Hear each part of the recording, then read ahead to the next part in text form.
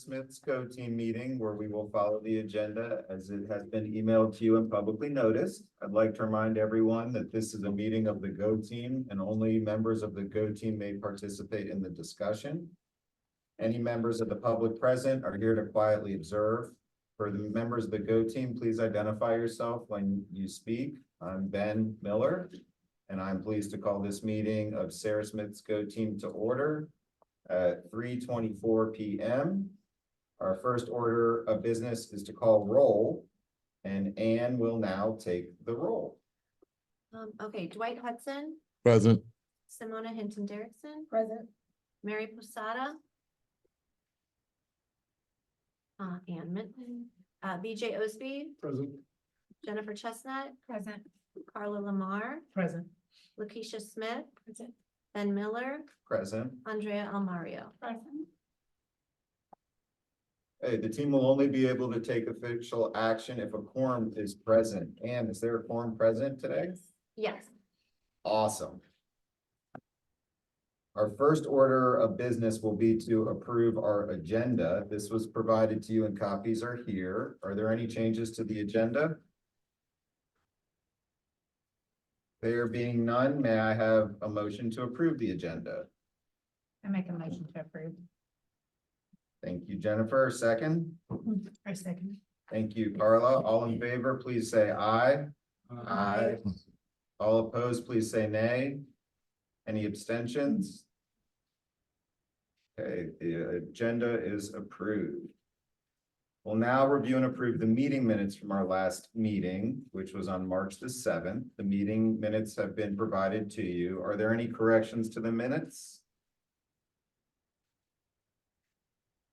If there are no corrections, may I have a motion to approve the previous meeting's minutes? Move to approve the previous meeting's minutes. Thank you, BJ. Second. Thank you, Lakeisha. All in favor, please say aye. Aye. All opposed, please say nay. Any abstentions? Please say abstain. All right, that passed as well. So our first action item today, our first item today will be in our discussion items, and that will be our 2024 spring map results. And Mr. Hudson, would you take us through? Yes, sir. So overall, where we fell for the spring, this is overall, well, this top line is actually the district. The second line is where we fell as a school, and you can see that compared to the district. And then this is a breakdown by grade levels of where we are. And this is overall with math and literacy combined. So overall, we're at about 43% with distinguished and needs. And then we're right here with needs development with the yellow, and red is where we don't want to be at all. And so when we started off earlier in the year, we were lower than we started last year. And comparing this, it's still definitely not where we want to be. So we have been having, the coaches have been going in, working with groups of students, pulling out students, and then leaving other groups where the teachers are able to focus on that group. And so you all are pulling the students that are in the yellow, pushing them to the green, and the ones that are in the classrooms with the teachers, they're working on getting these students to meet. And that's just the overall for the school. When we look at math, we're at about 39% meets and exceeds. And when you look at the grade level breakdowns, you see the best grade levels or the best performance right now is 3rd and 4th, and we're going to be measured. 2nd is here, but when we look at CCRPI, we're looking at 3rd, 4th, and 5th grade. And so we're looking at about 42% in 3rd grade, 33 plus 9, another 42 or so, and then 31 in 5th grade for math. In reading, it just incrementally goes up by the grade level. So the higher they go in the grade levels, the better that they're performing. And so we see that overall we have here 47%, 49%, and then 57% meet and exceeds. And so this is where we fell for reading and math. And when we look at the MAP growth achievement level predictions by grade, this is another breakdown of some of the same information, but you can kind of look at math and reading together and then see all the way down what it, how it looks and how we're faring. And so we've had a heavy focus on math this year. And with the conceptual understanding, we're hoping that we will outperform this. This is just a prediction, but that's why we're also getting the coaches within the classrooms, working with the students, and we will continue to do that. But we're also now looking ahead to next year and seeing what changes can we make in order to really impact this more than what it has this year, which we focus on conceptual understanding. We've done lots of trainings where the teachers have gone to the GADOE trainings. They work together in PLCs, they plan together, and these are all the steps that we're taking to help grow this, but we're not seeing what we want to see yet. But so we're in talks, seeing what we can do to revise this, revamp what we're doing for our plan for this year, and we're actually in the process of revising our continuous improvement plan, which also involves us looking at this data specifically, taking this data, breaking it down and seeing, okay, what is it that we need to do to help grow the kids some more? MAP growth achievement level predictions by grade. This is math. And so last year, the red was much more red, for lack of better words. We had many more children that weren't growing at the level that they should. We did jump way up the list this year, up to about the middle, but that's still not good enough because we all should be at least at 50%. And that's going to be the first goal and extending for us to continue growing the students, because growth, it doesn't matter where the child comes in, we should be able to grow all the students when we look at growth. So we're at 50% on some. Well, this is actually over 50%, but I think we should really, I would love to see us more around 80 to 90% when we're looking at how our students are growing. And so that's going to be a heavy focus next year throughout the year, and not just using MAP, but using different kinds of assessments. And we're talking about doing common assessments on grade levels. So we'll have check-ins throughout the year and see what we can do to help improve in the area of growth, which we have been improving. This is math, and this is reading. So this is math. 1 second.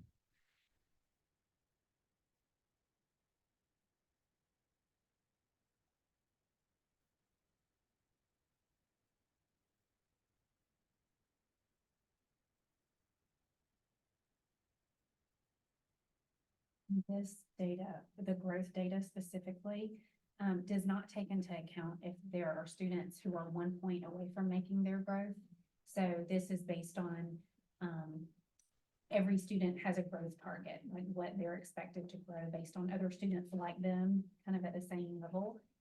But say that a student was expected to grow 7 points and they grew 6, then they're red. So, there are a lot of students who are very close to making their growth target, who it's difficult to see that here. So. And thank you for bringing that point, because yes, this is a yes or a no. So there are children that are growing that are not on this list. They just didn't hit the growth target that was set by MAP. And that's the comparison of students nationally that tested the same time and what their growth was. So it's kind of set for that entire group. And so the ones that hit that, whether it's 11, 12 points or whatever have you, they get a yes, and so they're in the green. But if their goal was 12 and they hit 11, like she said, then they go to the red, but they're still growing. Yes. When I read the MAP assessment and it's describing growth, it seems like it's comparing it to when they first took the MAP test the first time assessment, whether they came in kindergarten or another grade. Is it? No, it's about a year. So in the fall, when they take it in fall, it's comparing it to that data. That's the data that they use. So we look at fall, winter, spring. So this is the third administration, and then this is the one that we usually use to predict what they will do on milestones. And the reason we also took it earlier, it's a smaller gap in between. We took it earlier so that we could, if we needed to make any changes or do anything, we could do it for the 3 or 4 weeks that we have before they take milestones. So the teachers have been working together. The coaches have been working with the 5th grade team, which when you looked at the data, that's who really needs it this year. And then there's other steps that are happening throughout the day in the school. When you're predicting how you expect them to grow, are you setting targets for each individual student? Yeah, MAP does it. I mean, you Okay. can override it, but so say that you have a 3rd grader and 3rd grader scored a 200 on, like, that was their WIT score, in the fall. Then their target is based on other 3rd graders who scored a 200 in the fall. So if that same child scores a 200 in the winter, Yeah. then their growth target is recalibrated, and it's now gonna be different because they're based upon other kids who scored a 200 at the winter benchmark. So it's not like all 200s have this growth target. It's really specific to the testing period and the grade level of the child. Can I just ask some clarifying questions, just if anyone watching this and wants to know? So the slide before this, the one with the red, yellow, green, that is the achievement. Right. Okay, because they all say map growth achievement level. So I just want to make sure. So this is the achievement, and then the red or green is the yes or no. It's the growth. So that's the growth. But Mhm. did they hit their growth like the little piece of paper that came home that said, I'm aiming for Mhm. X? That's the yes or no answer. Right. Okay, all right, so that makes sense. Now I have a question. Does the DLI section take map in math? Because aren't they taught math in Spanish? So- But they take it in Spanish too. They only take, so math, they take in the language they're most proficient in. Okay, all right, so Yeah, that's they how only it's, take it once. okay, so they Which can take, fortunately, because they take a lot of math tests. yeah. A lot, Okay. because they also take Spanish reading. Well, because I just know like when they go to the higher grades, they were having issues with math in middle school because they learned all the the language and the numbers, and it would change how they. So one thing that take would, it. so the reinforcement happens, and that's one of the areas where we're looking at between the English and the Spanish, because they learn certain content in Spanish. Yeah. So the English side will reinforce that, and then vice versa for Okay. Spanish and English. The best that I've seen it done, well, I won't call names, what I mean, but I've seen it done very effectively with certain teachers where they're, the same content that they're learning in math, the teacher comes through and just really just focuses on the language of it, not particularly the math part of it, the functions, but looking at the language so that they will be familiar with that language when they take the test in English. Okay, and so now we get to Basque, which that was based on a grant, and it's not coming back next year. So we didn't want to give the kids another survey. We opted out. And we can get information that we need from the counselor, from teachers. And we did do the AMP Up survey this year that you saw, and we have gotten some information from that as well that we'll use. But we chose not to do the BAS because that's just another assessment.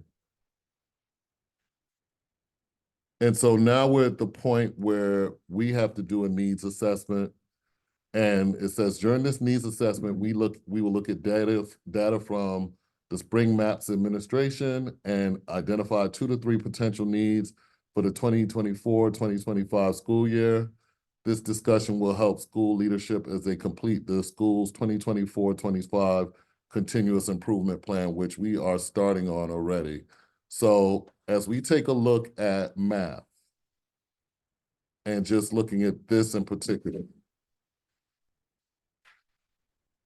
was there anything that And we'll look at math and we'll look at literacy and talk about what we think the needs are. When you guys looked at the, were there any specific areas of, because they can break it down into like numbers and operation, like, was there any specific areas that stuck out? Yes, and I'm trying to remember which one it was at this point. Geometry is always one, right? But geometry is not as big of a portion on the test. It's usually the fractions, the algebraic expressions. The stuff that's coming in at the end of the year. Yeah. You said what? Sometimes measurement and data, but it's not a big piece of it, so. Yeah. I mean, numbers and base 10 operations are usually, they're the bulk of the milestones assessment and math, I mean, because it's the foundation for everything mathematical. So we tend to put a lot of focus there. So are we trying to come up with goals? Or are we trying, what is, as we look at this, what are we trying to do? So let's go. I'm sorry.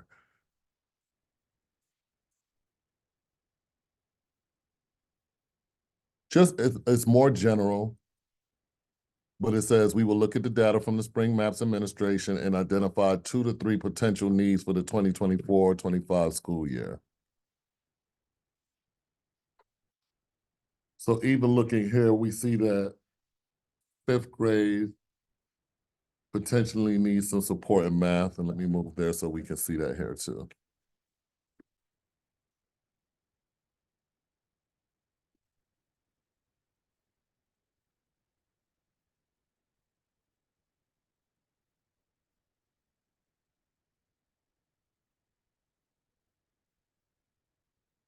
And then I mean, a wondering is the departmentalization at 5th. That's just a wondering for now. What would you like the yellow target to be? The Is- percentage? Low, like, really you want the red and the yellow to be 0, but that's Yeah. not realistic. And you know, we have kids, so I would say this you would want at less than 5%. Mhm. And then, I mean, in a perfect world, but you don't see that. And even when you look at the district, you see where that is. But still, like in my perfect world, it would be 5%, Mhm. and then maybe 10 to 15% somewhere within the yellow. With this being 50%, you know, what is that?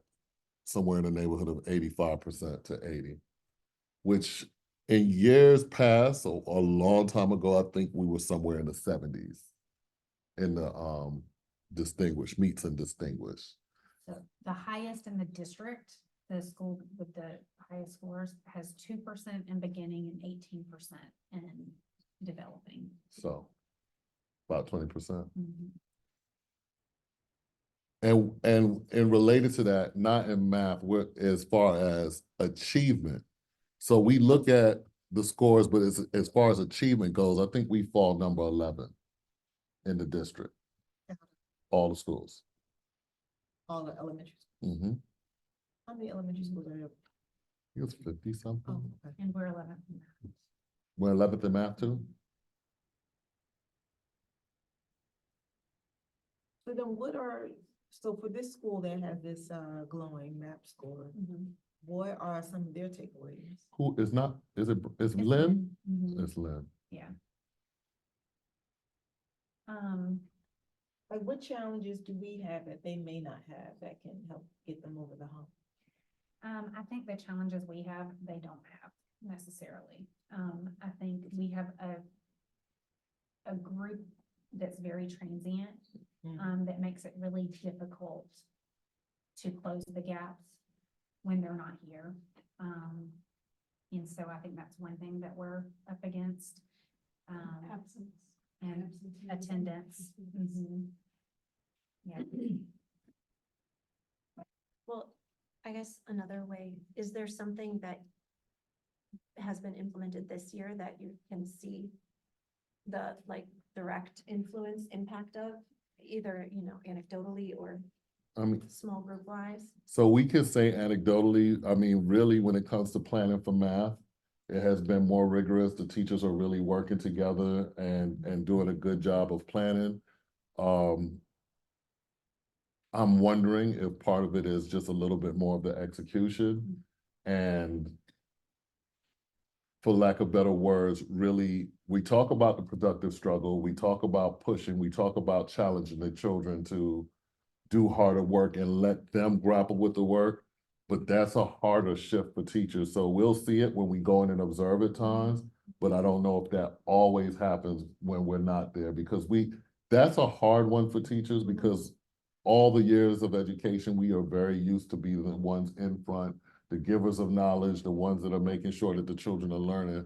And they really need to grapple with these problems to develop that just the persistence in math problem solving and being able to grasp it themselves and not just be given the answers.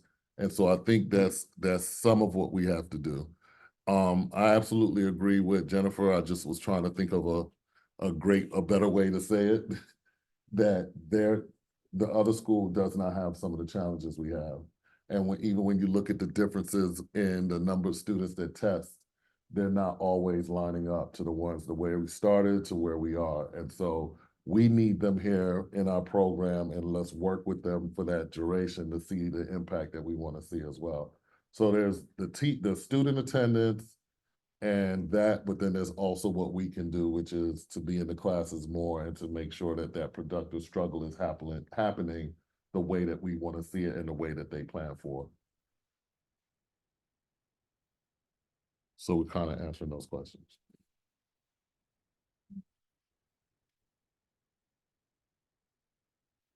Have you seen, or is there a way to see if this new math curriculum is working compared to last year?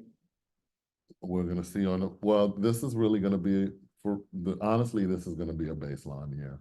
Okay. Because even for CCRPI, they're not using these scores for closing the gaps.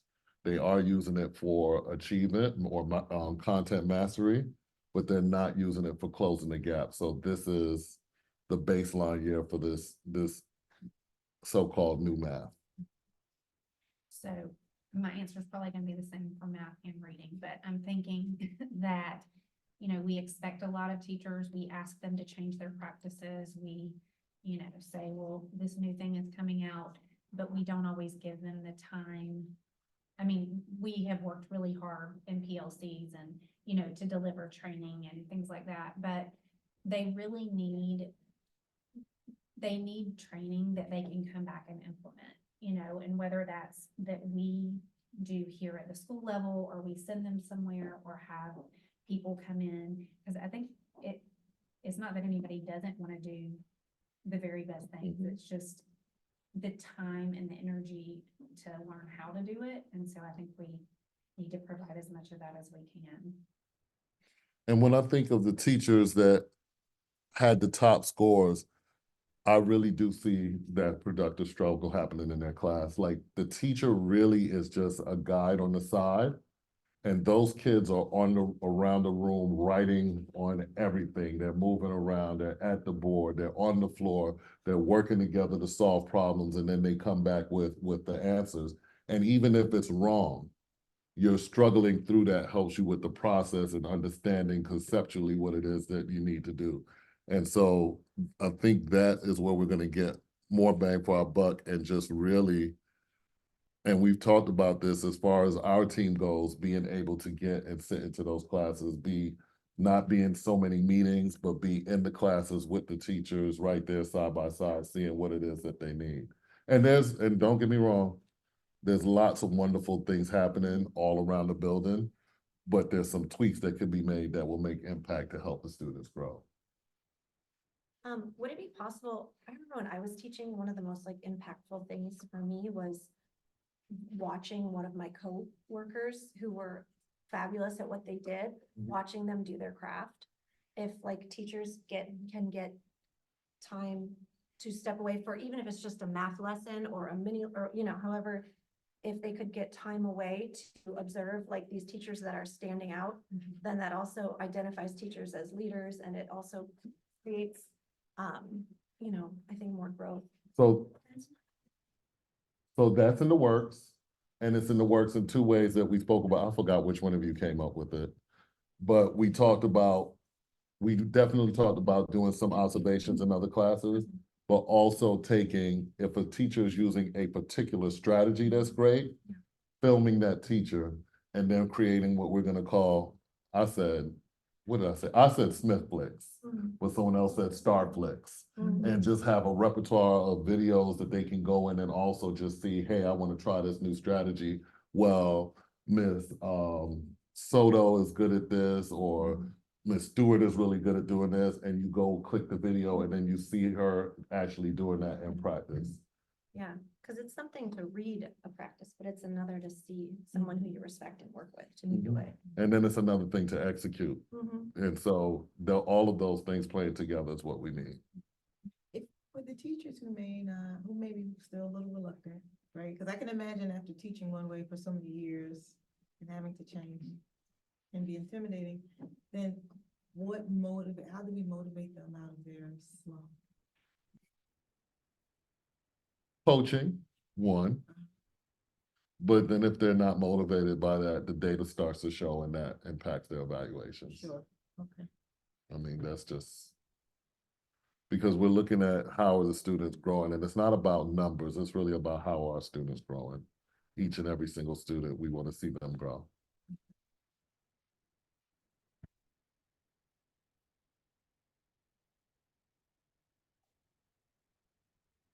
Any suggestions, any other input, teachers? You guys are here, what's the answer? How do we motivate? Well, for this year, it's been, I guess it's all new to us. Yes. So, but for my grade level, I can say that we go back and forth and exchange. How did you do this? How did you went about teaching this? And so we do a lot of sharing. And I can only speak for my grade level, but that's really what keeps us going because it's all new to us. I mean, this is, we're given the week, we talk about it. But it depends on communication, how close we feel with each of our teammates and how we can share those good strategies or, for the teachers that have more experience and the teachers that maybe thought it differently. But it's the sharing that goes on within the grade level that actually can get you to buy into, well, it worked for me, so let me give it a try. And one thing she didn't say, she said it, but just to be clear, being very vulnerable. To be able to say, I don't get what we were talking about in the lesson. And I've seen on your grade in particular, teachers in the classroom working together on something that we discussed in PLC and just discussing, okay, this is how you teach this and doing some examples and then giving that aha moment, huh? Yeah, that's exactly what we do in the PLC meetings, like what is it gonna look like when we're in the classroom teaching it to our kids? And so we go over, the different things that we do during the week and we do it ourselves so that, we get clarification. And because there's been times like, I have no idea how to go about this. And so somebody else or, all come together to know how a particular thing has to be thought, so. And the new math, or what they call the new math, the teaching it conceptually is very demanding, very demanding. So we looked at what does the data tell us? What good news is there to celebrate? And that's mainly, I believe, our growth is increasing. Where are growth opportunities? And we see it both in math and reading, and the trends that we see in the data. And so I've written down several notes here to bring back to the team as we discuss our continuous improvement plan. Was there anything else? Okay.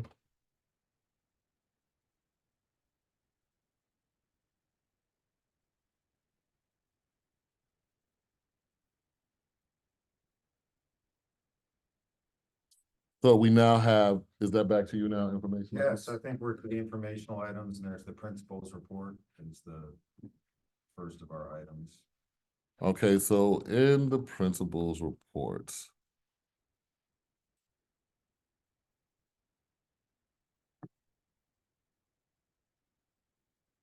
Just a few things that happened around the school. Recently, we had our eclipse viewing party when we returned from spring break on the 9th. We also surprised the students with the 1 million minutes celebration because they made 1 million minutes on Race to Read.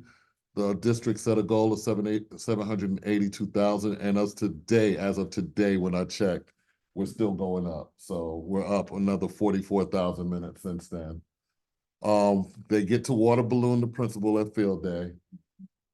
If they keep going, we're asking them to hit 2 million minutes, but if we just see a significant jump, no kids in here, right? If we see a significant jump, ooh, Penny. I don't see them. Okay. Oh, well, they don't have to. And then they get to. Okay. Sarah Smith students took second place at the Georgia State Science Fair, so making big moves there. The family learning days and short feedback sessions afterwards yielded a lot of good information that we will be using next year to help, just mainly is one of the main things really was communication and having one streamlined platform behind communication. So I sent something out to the team this week. I didn't get any volunteers, so if you want to spread the word, just to sit down and plan the communication team, or the communication plan for next year, and looking at Class Dojo school-wide or something else that works just as well. And so becoming that Class Dojo school where we're all using that, and then parents do not have to go to this app for this teacher, this app for another teacher, just go one place and deal with it. And also you don't have to pay for Class Dojo as parents. I heard some parents actually pay for it. You don't have to. I don't know why they ended up paying for it, but you don't.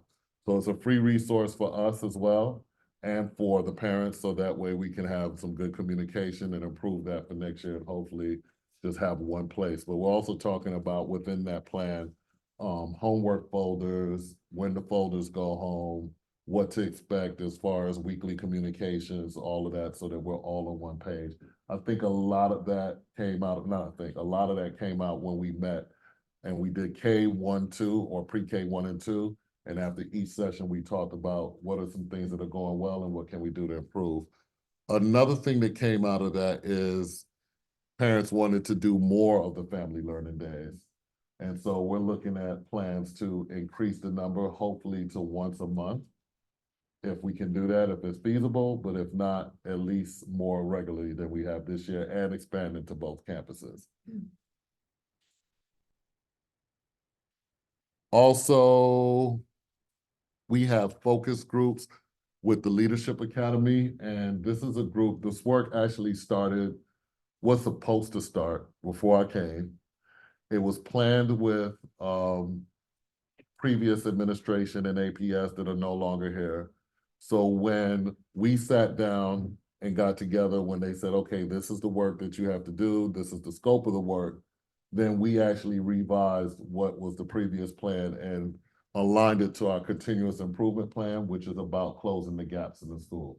And so several parents I sent a letter out to the entire community that we were doing this, but several parents that you don't always see in the school or just some of the quieter voices, we invited them in to meet, and they've had 2 or 3 sessions so far.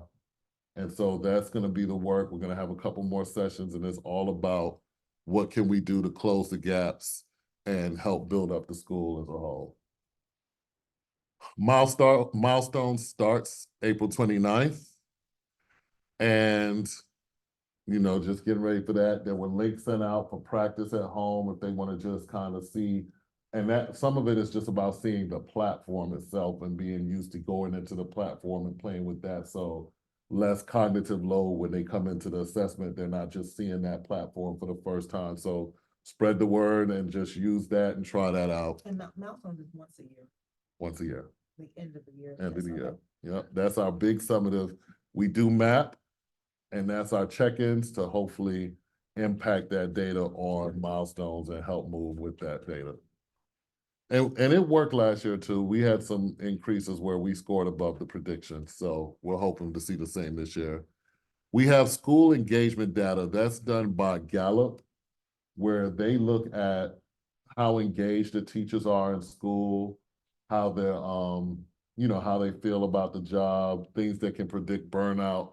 And our score was relatively low when I first got here. And that happens with a new principal, changes they're not used to and all that. But from this fall to this spring, we took about a 20% jump. And every arrow, just about except for two, we had one that didn't have any, was flat, and then one that went down a little bit, but all the other ones showed basically that we had significant increases in those areas. So with that happening, the teachers feeling more engaged, we finding out what we need to do to help continue that momentum. That helps the school be a happier place, helps people do better in the job, and ultimately do better for the kids. So although it doesn't have anything to do with academics, just in looking at people enjoying coming to work and enjoying this job, that's my goal, to keep that moving so that we can continue to see that, and then it's better off for everyone. We announced our Teacher of the Year for next year and our Support Person of the Year, which is Miss Mills in 4th grade and Miss Wright in kindergarten. And then we have, last but not least, the Foreign Language Association of Georgia speaking competition this weekend. Brandon is hosting it, so we will have a number of our students there. I think we had about 30 from all classes. So we invited DLI as well as the traditional Spanish classes to come, and we got participation from everyone. And hopefully the next time it comes around, we'll have even more. This is our first time. I don't know if have we done it here before? I did it before at another school. It's real fun, but it's been a while, so seeing how they're gonna do, I know they'll do well. They'll do well. What exactly is it? Foreign Language Association of Georgia speaking contest, so it's a foreign language competition. And they have to do things like recite numbers, say poems, do letters, act out skits. One group is doing a puppet show, and they have to do all of this from memory. So there are different categories based on the grade levels. Kindergarten was very easy. I think kindergarten was identify 20 items or do your numbers from 0 to 31. And so there's just checking to see how the kids perform, and then they'll receive like what level they are. And it's really just bragging rights. But it's great for the kids. And it helps them start to get up and speak in front of people, which is another awesome skill for them to have. So, when the companies talk about soft skills, that's one that'll be very good for them. And so that concludes that portion. And then we're going to the additional items or additional information items. So that's the cluster advisory. Are you ready for that now? Yes, ma'am. Okay, this is pretty long, bear with me. So the North Atlanta Cluster Advisory Team met on April 11th. We started the meeting encouraging everyone to sign up for the Power Up program. And the Power Up is on the APS website. I don't remember the deadline. Do you remember? Power Up. Mm-hmm. I wrote it down. I'm sorry, I didn't have it on me. We can circle back around to it. Yeah, circle back around to it. So within our North Atlanta cluster, we're trying to set up 3 priorities by which we advise the cluster and how to stay engaged together as a cluster, how to recruit, retain, and support teachers and minimize the achievement gap. So we went through all 3 priorities as a check-in just to see the key activities that were implemented, activities that are coming up, and then activities we'll circle back around to next academic year, because this was the last meeting. So some of the key activities that are implemented is that we'll start cluster nights at North Atlanta high school football games in the fall. We will shore up our prospective parent tours and parties with more engaging events. We already have the pumpkin book decorations. We've already implemented the cluster-wide 5th grade visits to Sutton in January for all North Atlanta cluster 5th graders. And then the IB presentations for students to show off their projects at North Atlanta High School. And it's open, I believe, to all students in the cluster so they can start to see what an IB project looks like. And then we'll have the senior reunion return to elementary schools.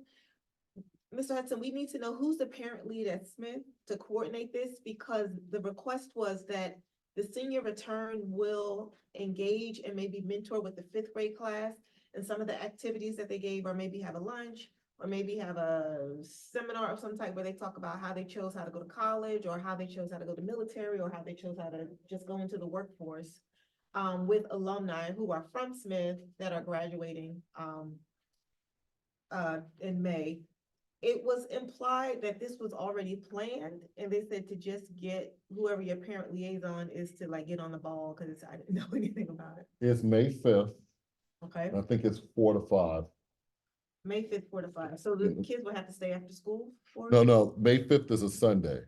Oh, I'm sorry. It is May 5th, 4 to 5, and they will meet down at the PC outside on the lower field, weather permitting. If not, we move it into the auditorium. They do it every year, and the seniors, any seniors that have gone to Sarah Smith, whether they're in private or public, they all come back on that Sunday, Okay, or a number of them come back on Sunday. so that I have to go into the star.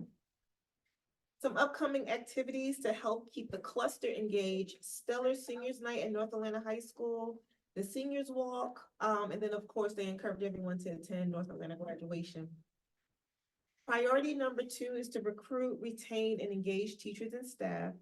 So APS has already started a formal collaboration with Georgia State University for a DLI track in their Masters of Education program. And that will be to, in addition to the coursework for their masters, they will also give a subspecialty in both the English side and the Spanish side, of being a DLI teacher. Through HR on the APS level, APS has already funded work visa allowances for DLI teachers up to $7,000. There were a lot of questions about how exactly to implement this, and we were told by the APS representative, Ms. Champion, that once the teacher is recommended for hire by the principals to downtown HR, they will kind of flag that application as needing a visa allowance, and then HR will initiate the formal process with a law firm to facilitate the visa process. So it's really on the principal, and the teacher has to already be hired to qualify for that allowance. And so the difference is, in the past, that came out of our budget. It's no longer coming out of our budget, so that's a good savings for us. There was also, an idea, well, not an idea, but to implement cluster-wide mentoring teams for new hires. Each new hire to a school shall have a mentor or a buddy to navigate processes, culture, and expectations. Mentoring will be tailored to the experience of the staff or faculty person. There will be staffing conferences and then school coordinated trust training that is specific to each cluster. In terms of upcoming activities, there were mass hiring events all throughout the year, for the 24-25 academic year. Principals will be participating in a SAMS conference to help learn to shape the tone and culture of their school for learning, respect, accountability, participation, and inclusion. We are still on a search for a superintendent.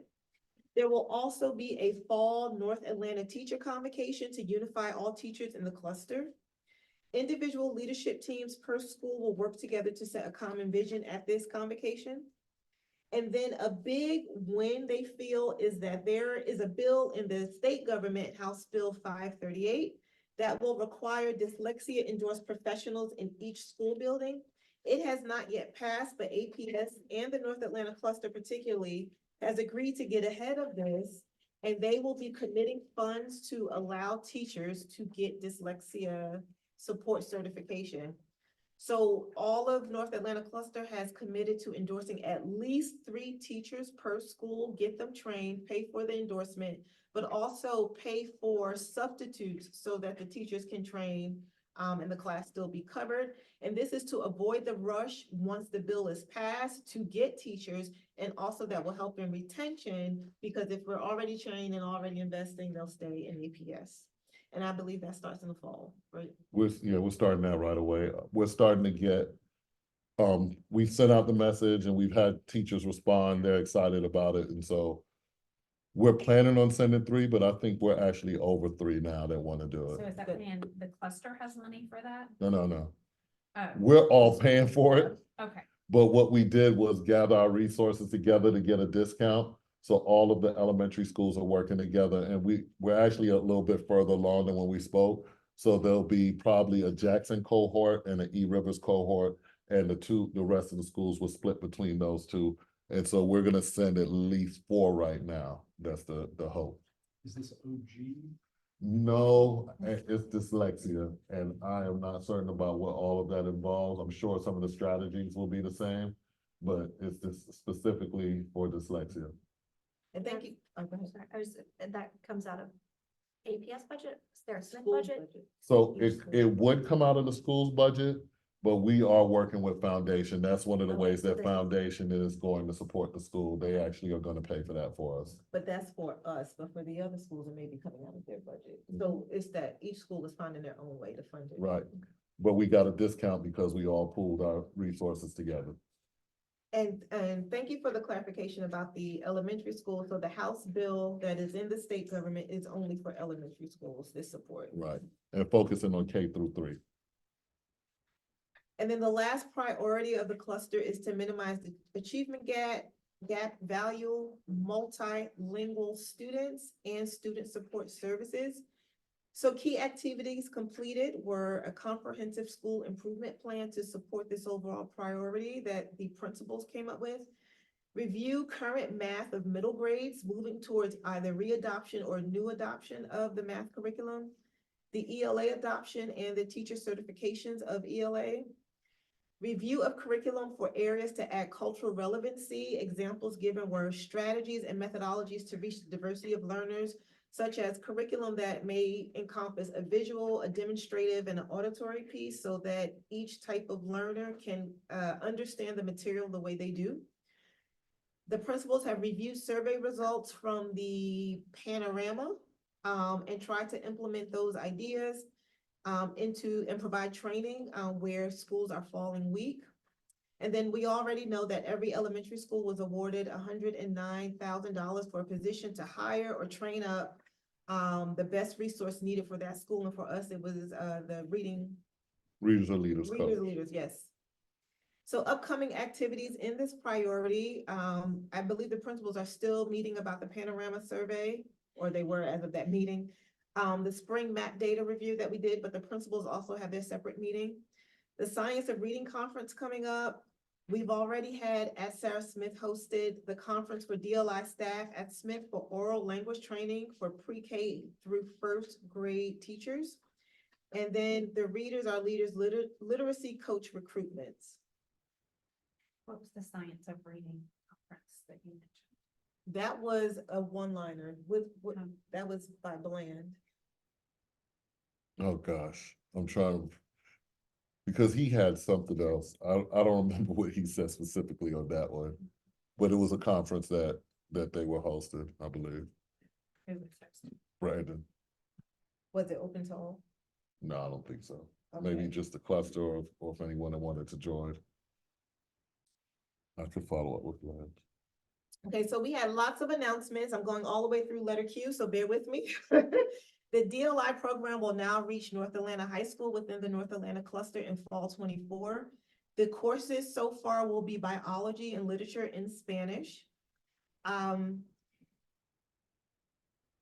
The principals were saying that our hosting DLI programs would like more support from school principals to all collectively advocate for additional funding for DLI to not only support the program, but the special services that may be needed within the program, such as maybe special education, dyslexia, and all of those things. So far, no additional budget or support for DLI comes to school budgets, and they're seeing a drain in that. Capacity, there was a big conversation about capacity, and APS is looking at schools that are tethering about 30% to close them. But the other issue is that when schools hit the 95% capacity mark, they get extra funding. But what do you do with schools that are just below 93, 92.5? I mean, those few students, having a 93%, 95% are probably still the same issues at each school. So there was a huge discussion, and question was, why can't we lower that benchmark to 90%? Why do we have to hit that to get extra money for infrastructure? And this also applies to IB enrollment. So at North Atlanta, there has been significant growth in IB interest from 25% to 40% enrollment, but the staffing has not changed. There's one coordinator for 538 students. And there's no benchmarks right now to determine how you get an extra person. So that was a big conversation. There's a job fair coming up at Mays High School. Oh, well, it's already passed. April 13th it was, so I hope you guys made it. There was an APS parent-to-parent support group, April 16th. District 5 community meeting, April 16th. District 6 community meeting, April 17th from 6 to 7. But we've missed all these meetings. Okay, District 1, you can make it. Community meeting, April 19th, 9 to 10. There's an APS Poetry Slam coming April 19th, and all of this is on the APS website. APS Parents Cafe for parents with children with special abilities, April 24th, 5:30 to 6:30. APS is opening a student and family support center in the fall, and it's going to be an actual physical center to provide district-wide support services. If virtual informational meetings will be April 17th, and the next one is April 20th, 6 to 7 on the APS Wells website. For APS employees, there's a wellness fair coming up April 27th at Carver from 10 to 2. There will be a Readers for Leaders community chat with the superintendent April 30th or May 2nd, and the time is pending. Please vote for your GO Team representative. To find out about the GO Team candidates at your particular school, the website is Atlanta Public Schools, one word, .us / the word page / 62786. Voting ends April I'm sorry. 25th. Also easier is just APSStrongschools.com. APSStrongschools.com. Voting ends April 25th, and the link will come either through text message or email. And if you did not provide that information with APS, you will get a ballot in the mail. The school calendar that we all voted on is still pending. They hope the vote to be in May and the calendar to be released in June. Another event that's particularly impactful for us is that District 39 in the state senate, and we fall in District 39. They represent all of our cluster schools except for Garden Hills, mostly, west of Peachtree. They are having a bipartisan meet and greet April 24th at Brandon's campus to meet the people who will make the larger state level decisions for our neighborhoods. And then lastly, we've already talked about the flag, which is the spoken language competition at Brandon on Saturday, April 20th from 8:30 to 12:30. And that was. You take great notes. Goodness. The only other thing, Stellar Seniors happened already. That was Tuesday. That was Tuesday, and it was incredible. One of the students, his last name was Benton, was from Sarah Smith, and he is going to Harvard. And so I just happened to say, hey, what school were you from? And he said, oh, Sarah Smith. And I was awesome. I took a picture with him. I posted it one day. But the kids, they're doing great things all the way through the cluster. And that's the point of having this cluster model, to move our kids from elementary to middle to high school. And we saw kids, Vanderbilt, Harvard, Georgia Tech, all over with lots of different aspirations and goals. It was nice to see this, just that group of children talking about their goals and how coming to North Atlanta has been a huge help in their career choices and school choices and opportunities. So that was it on that. You know. Do you have it? Electronic, okay, that'd be awesome. Okay, Yep, so thank you, Mr. Hudson, for the presentation, and Simona, thank you as well for being our cluster rep and for sharing that with us. At this point in our meeting, we are now at the announcements section. Does anyone have any announcements that they would like to make? well, from this previous page, just making sure that we talk about vote for your GO Team members, April 6th through 16th through 25th. You're being sent a unique link. It's one per household, and they say that they sent it to number 1, but someone told me that they were number 2. They're number 1 in the household, but the husband always gets it. I mean, number one in Infinite Campus, that is. That's true. Huh? That happened to me too. And I'm Okay. definitely not the first person. So just if you didn't get it, please check with your spouse to see if they perhaps got it and, you know, fix the number 1, 2 thing. And that was it for me. Thank you. Then on, I guess here, complete your year-end surveys. Principal feedback survey available now. Check your email for the link. Go Team Satisfaction Survey available May 1st. And be sure to complete your required trainings ASAP. Thank you. And thank you. This is our last one. Yes, it is. So we've reached the end of our agenda. Is there any additional business at this time? This is the last meeting of the year, and so I like the sparkly thank you there.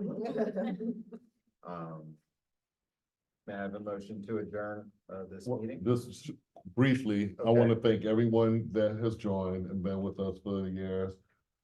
Thank you to everyone that's rolling off. We appreciate your time and dedication. I appreciate this Go Team from year 1, especially moving into year 2, but like year 1, I didn't know anything, so they were really there to help bring me along through the Go Team process. So appreciate year 1 and year 2 because I'm still learning and we're learning together, but I really do thank you for everything that you've done this year. And I appreciate you. And I think maybe we should do something else later, maybe unofficial distance. And then also, you're voting for Sarah Smith 2 candidates, because I have some people that said they mistakenly voted for 1, Okay. but we are 2 candidates. Yeah. Thank you.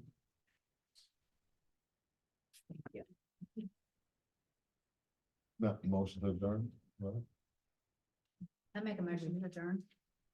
Thank you, Jennifer. Can I have a second? I second. Thank you, Carla. The meeting is, or all in favor of adjourning the meeting, please raise your hand. Awesome. The meeting is now adjourned. Thank you. Thank you.